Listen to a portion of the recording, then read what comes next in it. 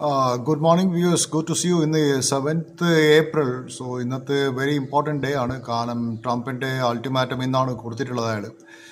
So this is what market is. Market രാവിലെ ഒരു correction ചെയ്തു. ദാറ്റ് മീൻസ് 22,700 പോയി അപ്പുറത്തന്നെ മാർക്കറ്റ് ലിഫ്റ്റ് ചെയ്തു.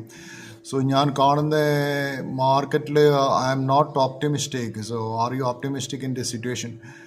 ചില ആൾക്കാർക്ക് ഇൻഡെഫിനറ്റ് ഓപ്റ്റിമിസ്റ്റ് ആണ് മാർക്കറ്റിൽ. So they think that future will be better. That is why the Nifty is going up. They are the buyers, So I can't be a buyer in this market. I'm not optimistic. കാരണം ഇന്നത്തെ market ഇപ്പം വേറൊരു piece deal ഉണ്ടാവുന്ന ചില കൂട്ട് പറയുന്നത് peace deal ഉണ്ടാവില്ല. We don't know where to bat. So think sir അങ്ങനെയുള്ള സിറ്റുവേഷനിൽ നമ്മൾ നിഫ്റ്റിൻ്റെ ലെവൽസ് നോക്കിയിട്ട് മാത്രം ട്രേഡ് ചെയ്യാം. സോ ഇന്നത്തെ ഇപ്പോൾ ലെവൽസ് ഞാൻ കാണുന്ന ഒരു levels 23,100. I will be A seller. I don't want to hold tomorrow. And second thing is that resistance ഞാൻ കാണുന്നത് നിഫ്റ്റിൻ്റെ first resistance 23,100, second resistance 23,500. So that all the resistance you can, I'll be a seller. So pivot point ഞാൻ കണ്ടത് 22,800ലാണ്. So ഇത് major support first support ഞാൻ കാണുന്നത് 22,700 stop loss ആയിരിക്കണം ബയർസ്. ഫസ്റ്റ് 22,700 ബ്രേക്ക് ചെയ്യുകയാണെങ്കിൽ it will go up to 22,500 also.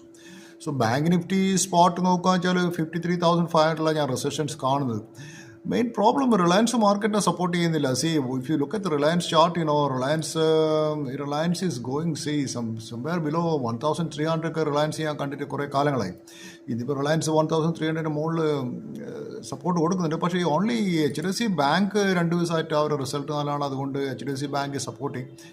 HDFC bank കൂടി follow ചെയ്യുന്ന Nifty will straight away come down to 22,500. I am sure HDFC bank തൽക്കാലം hold ചെയ്യുന്നുണ്ട്. അതുപോലെ അതുപോലെ IT സ്റ്റോക്സ് കുറച്ച് നന്നായി ചെയ്യുന്നതെന്ന് വെച്ചാൽ ഈ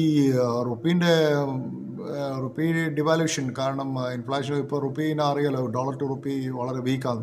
സോ ഡെഫിനറ്റ്ലി അവർക്ക് നല്ല നമ്പർ കൊണ്ടുവരാൻ പറ്റുന്നുള്ളൊരു പ്രതീക്ഷയിലായിരിക്കണം ഈ IT സ്റ്റോക്സ് മൂവ് ചെയ്യുക. അല്ലാണ്ട് IT സ്റ്റോക്സിൽ വലിയൊരു പ്രോസ്പെക്ട്സ് ഞാൻ കാണുന്നില്ല ഇപ്പോഴത്തെ പുതിയ ആൻട്രോപ്പിക്ക് ഇതൊക്കെ വന്നുകൊണ്ട്. പിന്നെ വേറെ കാര്യം, ഈ അലുമിനിയം കമ്പനീസ് ഞാൻ ഇന്നലെ പറഞ്ഞിരുന്നു. ഹിൻഡാൽകോ ഗ്ലോബൽ, എമിറേറ്റ്സ് ഗ്ലോബൽ അലുമിനിയത്തിൽ അറ്റാക്ക് വന്നിരുന്നു. അതുപോലെ ഈവൺ വേൾഡിൽ തന്നെ അലുമിനിയം സപ്ലൈ ചെയ്യുന്ന GCC countries they have a good market share.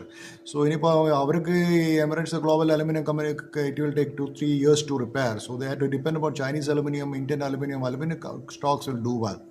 So thank you for being my channel. Please do support my channel and subscribe my channel. Have a nice day.